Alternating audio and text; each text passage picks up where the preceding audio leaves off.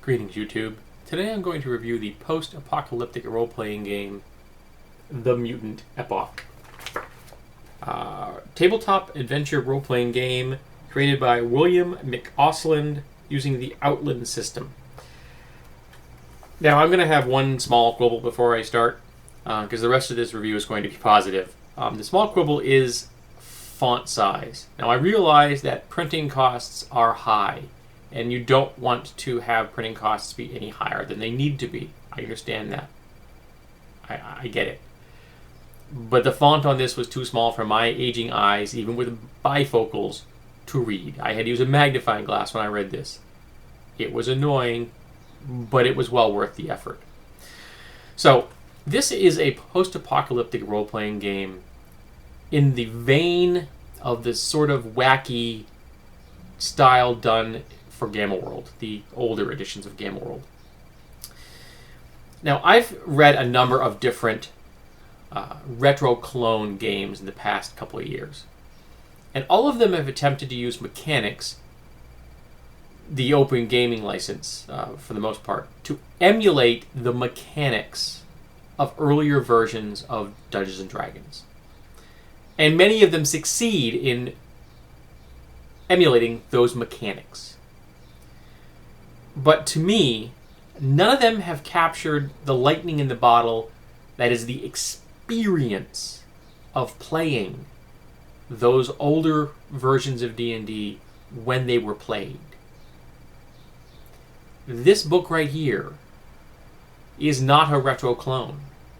This is a new game based on a system that didn't exist when the earlier post-apocalyptic role-playing games were printed in the 80s and 90s.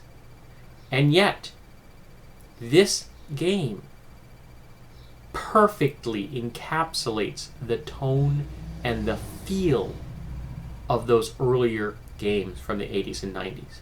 I was reading this, and I'm getting hit with impressions for Moral Project, Aftermath, Justifier's RPG, a number of different editions of Gamma World, Metamorphosis Alpha, the original first edition, Chaosium's early boxed games, Ringworld. I was being hit with these impressions because this, to me, has almost elevated a role-playing product to performance art. The art in the book, the illustrations, perfectly nail the feel and tone. Even though the rule system has nothing to do with those earlier eras, it captured it and it delivered it to me in a new way. It's like tasting a dish you've never had before, and yet it brings back the memories of things that you've enjoyed in the past. That's hard to do. This game does it. I enjoyed reading this. I had a blast reading this book, even through a magnifying glass. I will reread this book because it was just enjoyable. Okay, so what do we have here? We have here a percentile-based role-playing system. That's going to be a good thing for some people, a bad thing for others. It does, however, use the entire range of traditional dice. In fact, it uses quite a few die 2s and die 3s, 50-50 and 1 to 3. And it uses the D20 as a damage die. I think that was interesting. I haven't seen much of that in role-playing games. Another thing that it did I thought was fascinating is that this is, I think, the first role-playing game I've ever encountered that had different falling damage based on the weight of the character, which makes perfect sense. You can chuck an ant out of a 747 and it's not going to be hurt. You drop an elephant off a 6-foot drop and it's dead. Different things on different scales react differently to falling. And this is the first game I've ever really encountered that handled that, presented it at all, which I thought was kind of cool.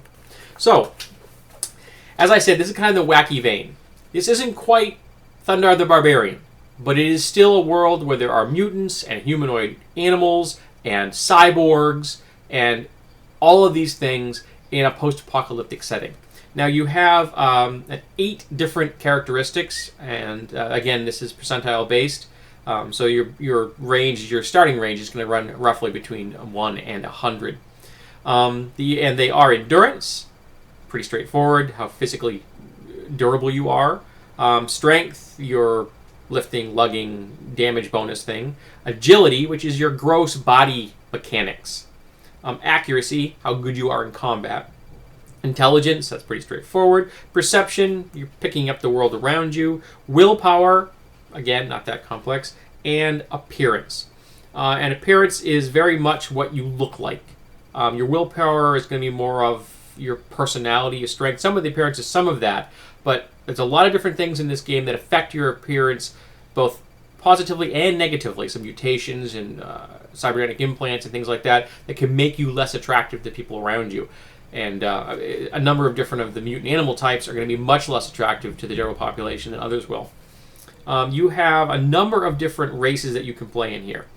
We have a pure stock human. That's you and me, to people watching this. At least I'm assuming you're all pure stock humans.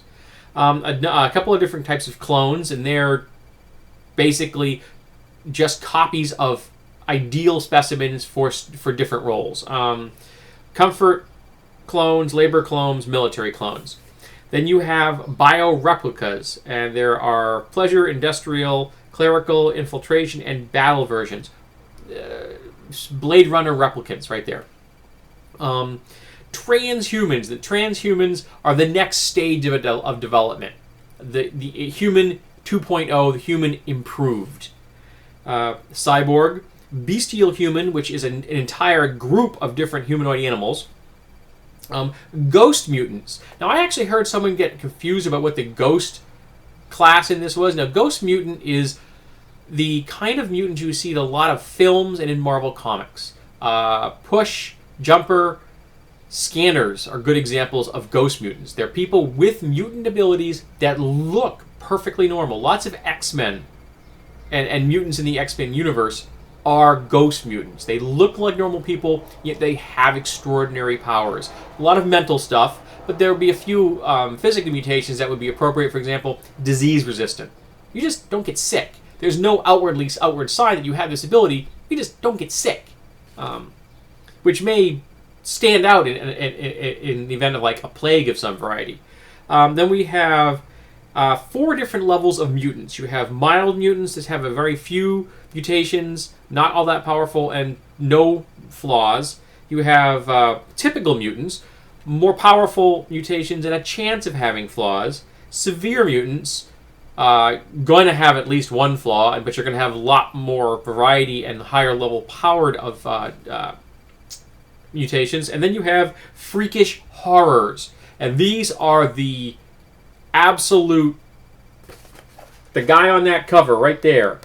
Big pincer, multiple arms, spikes growing out of his back. That's a freakish horror. Gonna have at least 1, possibly 2 flaws. Gonna have lots of powerful mutations. Then we go over to the next thing. And the game suggests you roll these randomly. So you can roll your characters to what race you're going to play. And they actually have different columns for that. They have beginning player, experienced player, and master player. So depending on which category you think you fall into, or you think your players fall into, if you're a GM, you have them roll on that column, and then it will tell you which race they get. Some people aren't going to like that. I understand that. I am a person that often likes the whole idea of very much creating your character from scratch and deliberately, but I'm telling you that in this particular game, I think I might actually want to play it straight up at random just to see what you come up with. Then you roll your background. Now, your background is where your character starts. And this is important because it comes with a set of skills.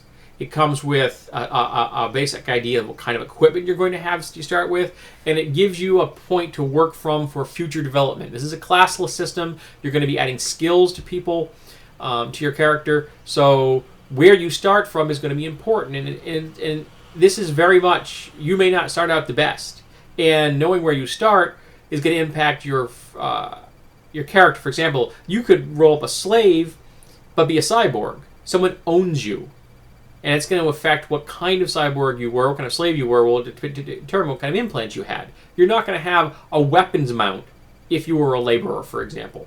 So the different types of backgrounds are slave labor, slave kitchen, slave servant, slave whore, slave court, and slave gladiator. It's not a pleasant place in the future. Fisher, hunter, miner, logger, farmer, nomad, trader, craftsperson, student, scribe, technician, street urchin, street thug, raider, pirate, thief, assassin, draftee, militia soldier, watchman, infantryman, cavalry, mercenary, elite soldier. Obviously, the elite soldier is not all that common. Now, all of these things will impact your starting equipment and some of your skills and things like that. So once you've got these, then you start working on the individual things that your character gets. And there's a little list in the front of this which shows like a 15-point step process that you follow to make a character. Yeah, it's a little involved. This is a technical skill game in many ways. I would be stunned if Mr. McAusland did not have some kind of background in engineering or computer programming. It's written like someone who thinks like that. And if you're a mutant, for example, you then go to your mutant charts and roll what kind of mutations you've got. If you're a bestial animal, you can then go pick or roll randomly on the different races that are available to play. Dogs, cats, chimp, rabbit. You get the point. All kinds of different animals. Now, what I liked about the mutant animals, is I'm a big fan of anthro animals, is that each one has stat modifiers, positive and negative. Some are stronger, some are more agile, some are really going to track you. You get the point. And then each individual description says things like this person has some stealth. For your cat, for example, you get some stealth skills. And lots of them have attacks. Now, this is a neat feature here. The attacks, most of them have multiple attacks for them. And the ones that had multiple attacks, like say, for example, a claw bite. You can do a traditional claw bite. Say it was plus 8 to hit, and each is a die 10. Remember, it's percentile, so plus 8 isn't a huge bonus. But you could also decide to combine them all into one attack of just teeth and fangs and fury all thrown in claws at somebody all at once, and you roll once at a plus 24, and you do 3 die 10 damage. But you could also miss with that roll. So that's a gamble. Do I go for 3 hits and maybe hit and do some damage? Or do I gamble for 1 hit and do a lot of damage? I don't think I've ever seen that feature in a game before. I'm not sure why. It's really obvious when I read it. And I kind of like the option. Not saying that who's going to want to use it or not. I may or may not. But the fact that it's there is cool. If you have a cyborg, you're going to figure out how many implants you have, then you can go pick them, and you can very much end up being just as powerful as some of the mutants and humanoid animals as a cyborg. And the humanoid animals, for the most part, don't have mutations. There's a small chance that they do, but most of them won't. They're just going to be a humanoid animal, very similar to After the Bomb. And this is a nice system for designing humanoid animals. I would probably make it about as useful, maybe a little more useful, than the 1992 version of Gamma World.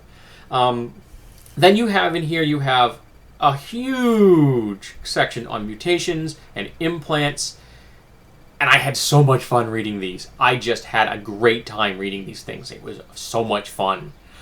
One after another, and they were all entertaining and they were all interesting.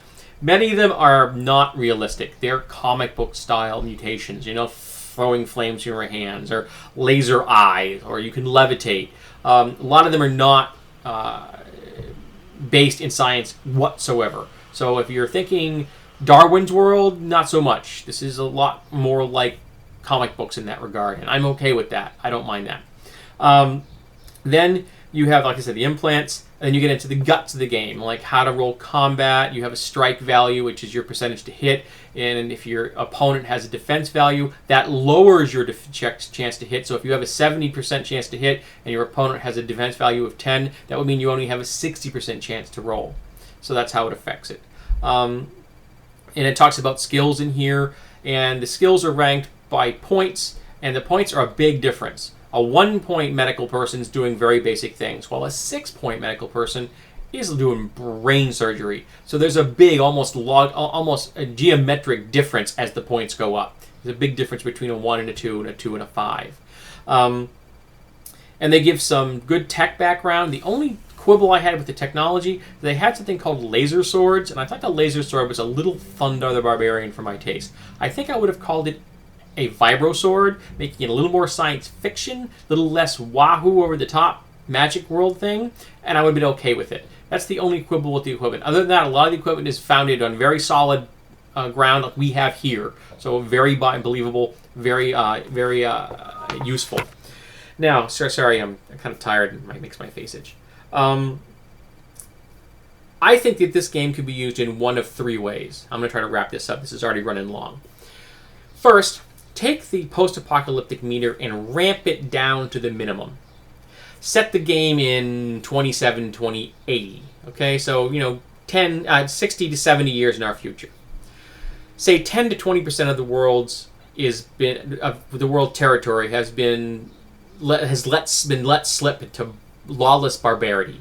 You could use this to run an awesome cyberpunk game in that setting. You've got bioengineered warriors, you've got cyborgs. You'd have to throw in some net running rules, or better yet, ignore net running rules, because nothing brings a cyberpunk adventure to a screeching halt like everyone sitting around twiddling their thumbs while the one net runner in the group does his thing. I hate net running rules. Second thing you can do this is you crank that meter up a little to the 50% point, where you've got half the world is now in barbarity, but half the world is still present. You could then use this game to run a Car Wars game from Steve Jackson. This would be awesome for that, okay? Or you take it and you crank it all the way up into the far future after everybody's gone to heck, and now only 10% of the world is still have any kind of technical sophistication. And you need that so that the game can have cyborgs. You can't have a complete water world scenario. You need some technology around that cyborgs can exist. And I like cyborgs. I think there are players that are going to like them, so you'll want to keep them around. You do that, and this game would rock Judge Dredd. A world with just a handful of megacities and the rest of the world in absolute chaos. Awesome. Oh, and one more thing about the bestial humans.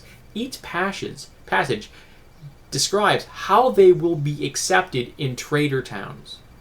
Like a dog, they'll accept a dog, particularly if you're with people that look like pretty much normal humans. But if you're a half-scorpion guys are not going to get invited into any town, not if you've got Abe Lincoln with you. So I thought that was kind of interesting. I can't say it's a balancing point, but it does really say that sometimes you're just not going to be welcomed at the inn. Now, I'll be honest, I can't really give enough positive things to this game. I was really impressed. Even with the magnifying glass, I was really impressed by this game. The 1992 version of Gamma World is still my favorite post-apocalyptic game. This game would need to add in plant races, which it doesn't have, to have a shot at knocking that off that pinnacle. And I still don't think it would happen. But so far, this is in the number 2 spot. The last game I read that was this good was The Day After Ragnarok, which is still an awesome book. But this is a better post-apocalyptic version of that of the type of game I love so much. So go out, get a copy of this book if you like post-apocalyptic games. This is a must-have. This is not something you want to debate about. Go get it. It's worth your time. It's an awesome system. I can't wait to try rolling a character up.